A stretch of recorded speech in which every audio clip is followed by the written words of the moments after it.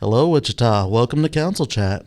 I'm Mike Hoheisel, council member for District 3, and with me today is my fellow M&M, the ever-popular council member, Maggie Ballard. How are you doing, Maggie? I'm great. How are you? Oh, always a pleasure to see you. Of course. Upcoming this next week, we'll have a regular council items such as the Board of Bids and petitions for public improvements. These are items we come across every single council meeting. Took us a little bit before we kind of fully grasped the importance of them, but they're very crucial to the everyday work of the city. And we're also discussing a couple of de-annexation requests where we're just doing boundary adjustments between the city and I believe Park City and Oaklawn down south in my area. So those should be pretty interesting. If you guys want to check those out, tune in and just get a better grasp of what we deal with on a day-to-day basis here at the city government. Also discussing the downtown parking multimodal plan. The next phase for this project is implementation. We'll also be discussing new subdivision engineering design services and reorganization, including salary classification for water services within Public Works, and discussing how this helps for hiring, staffing the new water treatment plant. Right, and what we're doing with that one is we're getting people trained ahead of time so that way they're better able to adapt to the new water plant because it's going to be a whole new system.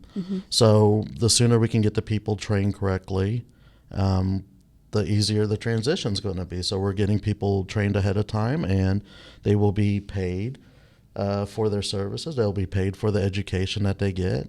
And we're just giving them options right now. So it'll, like I said, I'm ready to make sure that thing is as seamless of a handoff between the two water plants as possible. And I know you are. That's your district right there all the way. So. Yes, we need some easy transitions. It would be great.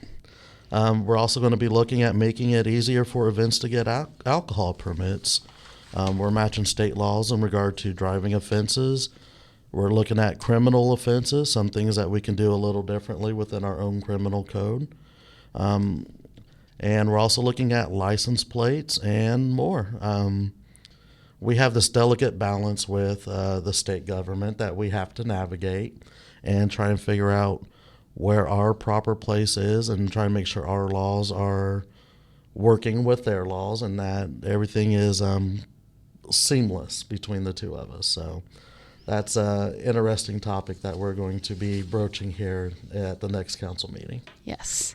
Also helping Wichita Police with two initiatives, a drug enforcement initiative grant acceptance and accepting a grant to increase community policing and crime prevention, which I think is incredibly important in all over Wichita, but something that you and I deal with in our districts a lot as well. Right. We got to be proactive. We can't just simply wait for crime to happen. And community policing ties into that quite a bit.